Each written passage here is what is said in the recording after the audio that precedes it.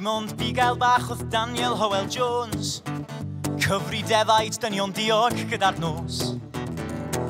Gwisgo meillion cartre feillio i wyneb gyda llafn, oedd e'n ddyn bach digon tawel, ond neb yn gwybod pam.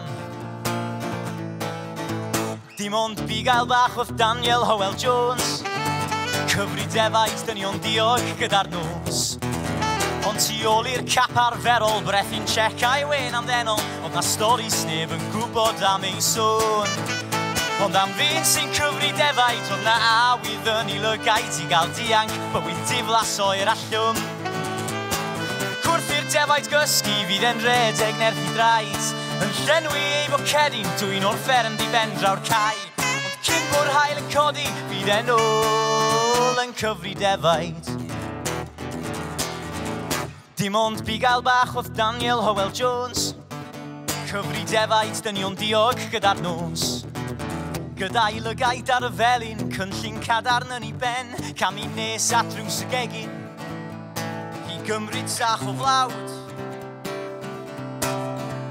Ond wrth dro i fynd am adre, cael i ddal mewn olion traed, y perchenog yn o'n sefyll gyda gwn. Ond am ddyn sy'n cyfri defaid, oedd na awydd yn ei lygaid i gael dianc, y sefyllfa llet chwythwn. Ac wrth chwilio esgusodion, colli ffordd diblin o'n ddan, chwilio am ryw ddam atgollti, redeg ffwrdd, casglu gwlan. Ond cyn bod hael yn codi, fydd e'n ôl yn cyfri defaid.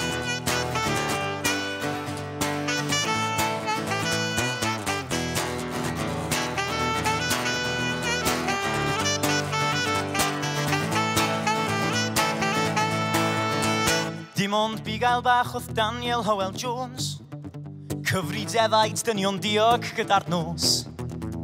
Yn gwisgo meillion cartre feillio i wyneb gyda llafn, oedd e'n ddyn bach digon tawel, ond neb yn gwybod pam. Ond am ddyn sy'n cyfri defaid, oedd na awydd yn ei lygaid i gael dianc, bywyd diflas o'r allwm. Gan mai taflu llwch i'w llygaid, oedd yn rhedeg yn ei waed, gan twyllio ei gymdogion fel i frawd i dad a'i daid. Ond cyn bod hael yn codi, fydd e'n ôl yn cyfri defaid.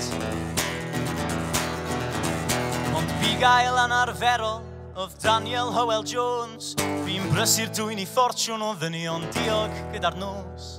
Tra bo'ch defaid gyd yn cysgu yn ddiogel yn y cae, fyddai Hywel Jones yn torri mewn i'ch tai.